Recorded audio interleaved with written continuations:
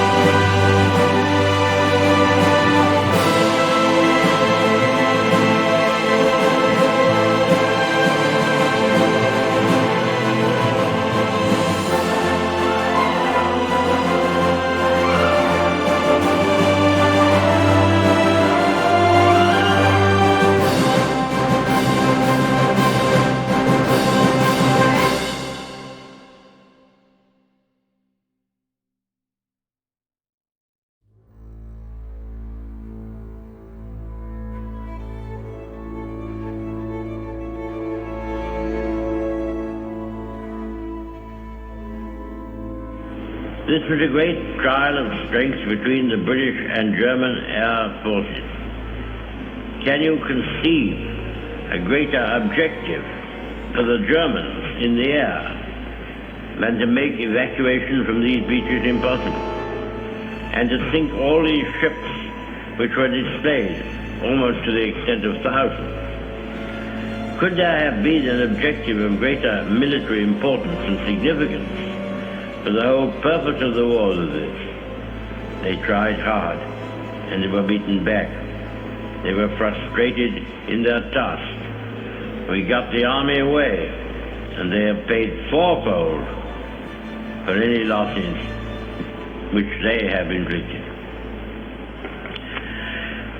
Sir, when we consider how much greater would be our advantage in defending the air above this island against an overseas attack, I must say that I find in these facts a sure basis upon which practical and reassuring thoughts may rest. I will pay my tribute to these young airmen. The great French army was very largely, for the time being, cast back and disturbed for the onrush of a few thousands of armored vehicles.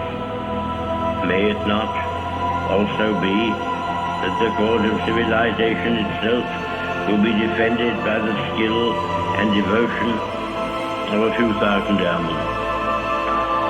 There never has been, I suppose, in all the world, in all the history of war, such an opportunity for youth. The Knights of the Round Table, the Crusaders, all fall back into the past, not only distant, but prosaic. These young men going forth every morn to guard their native land and all that we stand for, holding in their hands these instruments of colossal and shattering power, of whom it may be said that every morn brought forth a noble chance, and every chance brought forth a noble night, deserve our gratitude, yes, to all the brave men, in so many ways and on so many occasions, are ready and continue ready to give life and all for their native land. Nevertheless, our thankfulness at the escape of our army and so many men whose loved ones have passed through an agonizing week must not blind us to the fact that what happened in France and Belgium is a colossal military disaster. The French army has been weakened, the Belgian army has been lost, a large part of those fortified lines upon which so much faith had been reposed is gone. Many valuable mining districts and factories have passed into the enemy's possession. The whole of the Channel ports are in his hands, with all the tragic consequences that follow from that. And we must expect another blow to be struck, almost immediately, at us or at France. We are told, sir, that Herr Hitler has a plan for invading the British Isles. This has often been thought of before. When Napoleon lay at Boulogne for a year with his flat-bottom boats and his grand army, he was told by someone, there are bitter weeds in England. There are certainly a great many more of them since the British expeditionary force returned. Sir, I have myself full confidence that if all do their duty, if nothing is neglected, and if the best arrangements are made, as they are being made, we shall prove ourselves once more able to defend our island home, to ride out the storm of war, and to outlive the menace of tyranny, if necessary for years, if necessary alone. At any rate, that is what we are going to try to do. That is the resolve of His Majesty's government, every man of them. That is the will of Parliament and the nation. The British Empire and the French Republic, linked together in their cause and in their need, will defend to the death their native soil, aiding each other like good comrades to the utmost of their strength. We shall go on to the end. We shall fight in France. We shall fight on the seas and oceans. We shall fight with growing confidence and growing strength in the air. We shall defend our island, whatever the cost may be. We shall fight on the beaches. We shall fight on the landing grounds. We shall fight in the fields and in the streets. We shall fight in the hills. We shall never surrender. And if, which I do not for a moment believe, this island or a large part of it were subjugated and starving, then our empire beyond the seas, armed and guarded by the British fleet, would carry on the struggle until in God's good time, the new world with all its power and might